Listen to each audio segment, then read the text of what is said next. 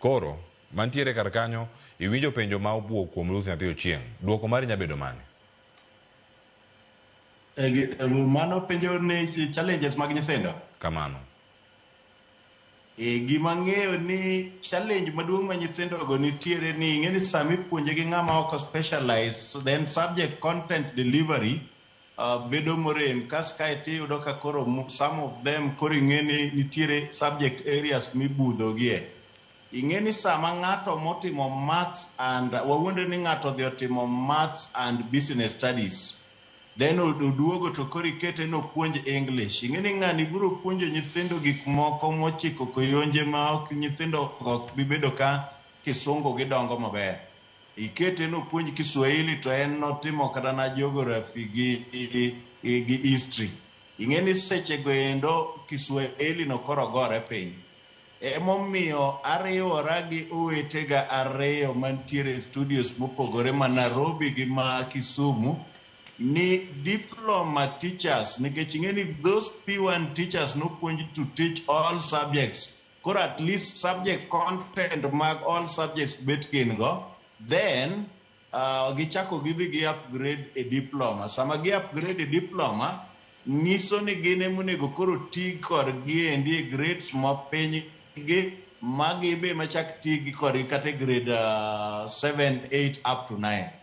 But with time dwaro ni wabua transition mondo the secondary school teachers mane osomi mbalariany subjects ariyo mane gikawo time ka gitiegorego, wabua yud ka koro bedo first titero gi senior secondary schools, nikech awachonu kendo anuoyo ni senior secondary schools dhi bedo gi ji mang'eny. Koro nyithindo mamoko gi obedo gi challenge, emomiyo awacho ni sama gidhi e secondary na neno ka nyocha oluong Sumastea mar principals ma Homa Bay County, we address them, nwawacho negi ni mondo gitemane mondo gilos preparedness mamalo, nikech ng'eni kanyo wane gi staffing mabet ber, wan gi laboratories maber. Koro mondo kama dipo ni inyruok osebede grade 7, 8 and 9 cha kaber, to wayud ka koro inyal chak migi jopuonj man gi content malong'o. Kane japuonj physics to oyudo japuonj physics malong'o ma koro puonje machak jam starte ma kama nolal chiende grade 7 and 8 bedo makare. Challenge no maduong', mane challenge maduong' ma nyithindo go nitiere godo. Kasi ng'eyo ni sama na 844 chako bedo first out, jo Kenya nosebedo gi paro mar competition moro ma ni ka ng'ato yudo A to ene ma koro riek. Sani endi ng'ama timo maber mar riek, kendo ibiro yudo kaka itimo grading opogore. Ing'eni jo kanose ng'iyo ni koneno EE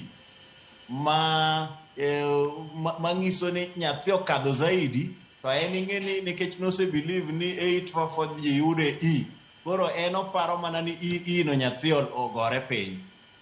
Koro ing'eni nyaka bende puonj jo piny mondo understand kaka interpret grades mag CBC. Kadipo ni in below average to ibiyudo kindiko BA kanyo.